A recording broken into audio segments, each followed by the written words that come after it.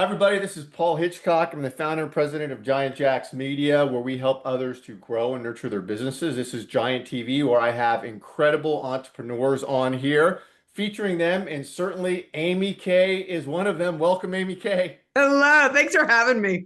Yeah, and AmyK, for those of you that have not seen her around, which is surprising, she is the founder of AmyK International. She also is an international award-winning speaker, best-selling author. You know, I could go on and on, AmyK, but let's leave it there. And I want to dive in because you and I were talking earlier. There's some great topics. You're working with leaders all over the place, and I have some prompts here that I want to get into. Okay. First of all, you were mentioning, challenges, or what are some of the biggest challenges or themes you're hearing from leaders right now? I would say, Paul, the two biggest challenges that leaders are facing right now is change, and specifically change around AI and Oh, how to adapt. And so, one of the things that I've noticed, and I'm not intentionally trying to step on toes, but a lot of leaders around the globe are doing the clutching of pearls and the wringing of hands, and they're like, ah, and everybody's kind of joking about the robots taking over, which is understandable, but not necessarily helpful. And yes. so, I would encourage leaders to start a conversation with their executives around two quasi provocative questions to just ignite the thinking. And the first, I totally give credit to Benioff, CEO of Salesforce, who says, what role is AI going to have in our organization to get the biggest bang for our buck? In other words, supply chain, logistics, administrivia, agentic AI. I know Yeah. that he gives the classic example that they couldn't even keep up with all of their leads. And now AI allows them to respond to 10,000 leads a month. Yeah, So it's amazing. just totally changing the trajectory of their company. So I love that question. What role will AI play? And then because you know me, I love the question of how do we stay human centric and human focused in an AI shifting world? And I think that's a Mhm. juicy question to bring Yeah, to your executive team. And I yeah, think big that time. will help adapt to that shifting world. Well, I got a couple of questions there because that is interesting. AI, I love AI. I'm in that space, but and your input on this would be very informative. So I imagine like the bigger companies like Salesforce, they've got AI advocates and people that are in maybe have an AI department now. But Yeah. if you're talking to medium-sized businesses or smaller, AI is a problem because isn't it true that unless you have an AI advocate, how do you confront AI as a business? Because the owner's so busy, there's no one tasked to do that. Well, how do they get around that issue? Okay, so that actually brings up my second thing that all my leaders are dealing with is the overwhelm and the distraction and the ping-pongy brain, and like how do you prioritize 40,000 things in your top 5 to-do list? Yeah. So, ironically, what I am spending a lot of time with my coaching clients is getting present and actually tuning out the world and tuning in and asking those bigger, better, bolder questions so that you can be a strategic leader and respond thoughtfully instead of reactively and frantically. And so it's Hmm. kind of like I'm going a little bit old school in order to meet the modern day demand. So one of the things that a recent client just did, funny enough that you bring this up, is they said we've got to open up a new warehouse, and if I don't put AI in today, it's already going to be obsolete by the time that we open it. And I said, so you don't have to know everything, you just have to know enough to ask the better questions. I said, so go hire the consultant. I said, go Okay. hire the gal that knows what it is that they're doing in a world of AI and can forecast out enough. I know it's kind of a crapshoot right now, but you can forecast far enough out to say, these are the things that are working in the bigger companies. Scale up. Know that you're going to go there. Know that this is going to actually help you with your growth. And so you don't have to know everything, but you have to be humble and present enough to say, I can make the strategic chess player moves and bring in the people that do know. Oh, okay. So these businesses bringing in AI consultants left, right, and center? They They are. are. They Okay. are. And you just have to me, it's like you just have to know enough to set your ego aside, Yeah. say, okay, I'm going to be humble and I'm going to start tapping. And ironically, and I say this sincerely, being a part of a Vistage group and hearing what other people are doing and getting those diverse perspectives and that collective harnessing that collective intelligence is going to help you a lot right now in this rapidly shifting world. Yeah, well, that's an interesting point because you were a Vistage member for a while, were you not? I was for Yeah, over 8 years. yeah, 8 years, and obviously helped you tremendously. Yes. Yes. Exclamation point. That was a leading question. That was a leading question. I admit it. I knew the answer.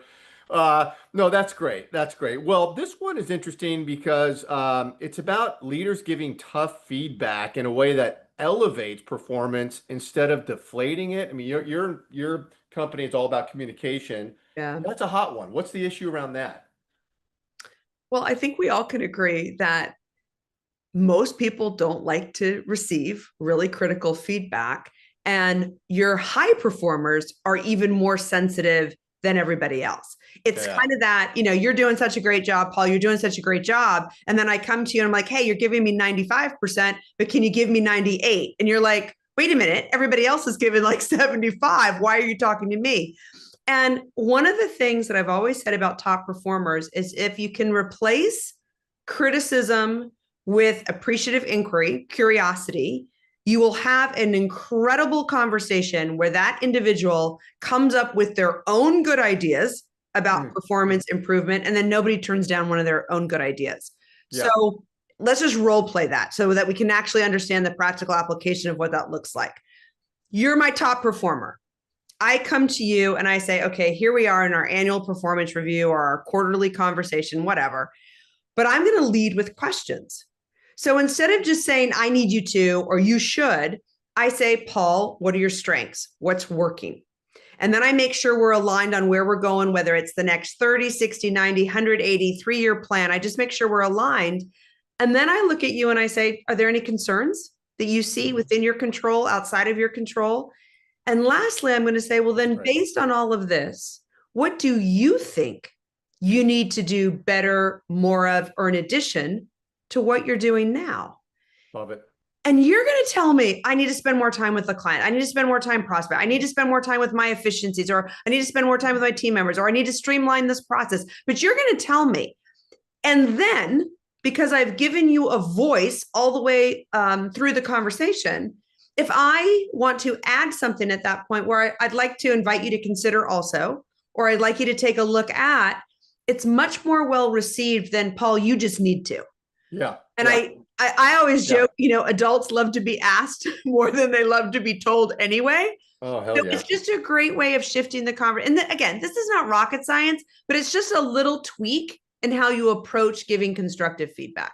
Well, this is interesting because actually I was involved in a discussion yesterday, and how do you advise on this? This was about, do you have negative customer feedback?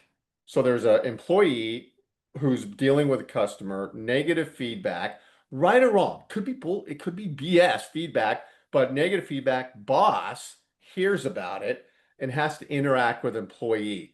How does that boss, what's the tact there for that boss? Because that can blow up in your face if you side with the person who's complaining. I mean, I don't know. How do you handle that situation? Well, first, I'm not sure of the entire context. So let's just role play Right. with a couple examples. So let's say the customer calls and there's like, the shipping was delayed, right? Right. And let's say the employee didn't fill out like the proper form to make sure it got there on time. So the customer's complaining. The first thing you have to ask is, how did the employee respond to the customer? So that's the first thing is like, so were you at least polite? Were you civil? Or did you do the classic, like, that's not my fault? Were you defensive? Or did you lean in and say to the customer, well, my goodness, that won't do. Let's find out what's going on and let's resolve it. Right? Yeah. Because Yeah. customer service is response and resolve. That's what it comes down to. How well do we respond? How quickly do we resolve this? Do we resolve it well? Like, that's just basic customer service. And then let's just say the employee didn't handle it very well. Then as a boss, you can say, hey, look, this is really important. This is a part of your job. These are the problems that we solve. You gotta fill out the form. That's just basic direct feedback. Yeah. But then you can talk about managing customer expectations as well, which is separate than actually doing the form. And so I think you have to break it down. Love it. No, makes sense. Makes sense. Those sometimes can be tough conversations. Well, you've got here, um, okay, Actually, can I go back and add one thing to yeah, that? yeah, please, yeah, I also think that instead of just telling that employee, like, this is your job and you have to do it well, you have to give them a sense of worth and that you are a significant contributor. And I think that's a great message to say is you have more power than you realize. So you have to own the responsibility that comes with that. And that is more likely to intrinsically motivate them to change their behavior. yeah. No, that's a good way to put it. Also, because that discussion is like I always see that the owner. Who do they side with, or is it not even an issue siding with somebody? The what if the complaint is from like an idiotic, client? They're just, they're a whiner or whatever. What do you do about that with the I actually employee? think you're transparent. And I'm okay. So I'm a little provocative on this one. I don't think every customer is right. I'm not from Well, that school, but right. I am with the you don't have to agree with somebody to still show up as your best self.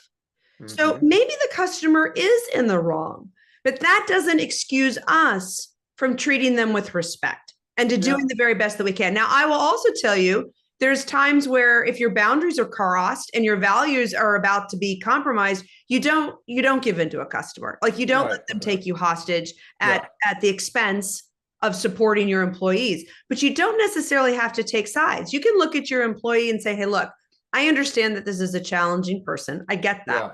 And we Yeah. don't have to say that this is acceptable behavior, but we still have to show up as our best self." Yep, yep, nope. Good stuff. All right, when you're working with leaders, what are the most effective ways you've seen these leaders stay agile and competitive, as they're confronting all this change? Like, what are they implementing there? This is interesting because I don't think this is anything new, but I still double down on this. And I used to talk about this when I spoke for Vistage. I think stepping out of your industry, borrowing from other industries, seeing what's going on allows you to come back and stay innovative, as they would say in the UK. And I think that that's really important because what we tend to do is we get really myopic. So if I'm in the flooring world, if I'm in the construction world, if I'm in the banking world, I tend to live in that industry. I go to all the industry events. I think it's really important to hop over to Oh other yeah, lanes, other verticals, see what's going on in the world, how they're adapting, and then borrow the best from that and bring it back to your own. Again, not that you asked, but that's one of the best things about having that Vistage board of yep, advisors is yep. because you have somewhere between 12 and 18 really diverse perspectives in the room that are challenging the way you're looking at your own problems. Yeah, no, that's spot on because I have a business partner who's the founder and owner of a law firm, big law firm. He's in Vistage. He said the exact same thing as you. He just echoed that. I said, well, how come you're in Vistage? And he said that. He goes, the perspective I get from these other leaders, none of them know anything about my law firm. He said, it's amazing. I learn about these businesses, what they're doing, and I've applied so much to my own firm. So it's exactly what you just said. No, I mean, Amy, this is great stuff, and um, you want to direct people to a resource that you have. What is that, and where should they go to find it? So this is a low key sales pitch because it's free. So, but Who doesn't love free? we have a tool that has been downloaded, no exaggeration, at least 100,000 times. And it is a prep planner for your high stakes conversations. So Ah, it is hey, I have a high stakes conversation on the horizon. It could be a negotiation, performance review. You need to innovate. It could be any type of thing, including personal, by the way. yep, yep, And it's free. And so what we do is we walk you through how to prepare because if there's one piece of advice that I would give leaders over and over and over again, it is do not walk into a high stakes conversation thinking that you can wing it. Yes, you're smart. You are, the full stop. And it never hurts. It can only help for you to do a little bit. Hey, I got to think about my words. I got to think about my intention. How do I want to open this high stakes conversation? What do I want is a short term and long term outcome? What's my offer? What's my request? How am I going to make sure that this is a successful conversation? It's just a great tool to ensure that that conversation goes well. love it. No, that's great. And I want to tell people too, wherever you're watching this, because we stream this everywhere. We're YouTube, LinkedIn, Facebook. I think it's going to be on TikTok. That AmyK's links will be around here, so you can get there as well and get the free download. AmyK, always awesome. I know we could talk forever on this stuff. You got so much to I say. love It's it. great. But I appreciate you doing this. Thank you very much. Oh my gosh, thanks for having me. So fun. Yeah, yeah. We'll talk again soon.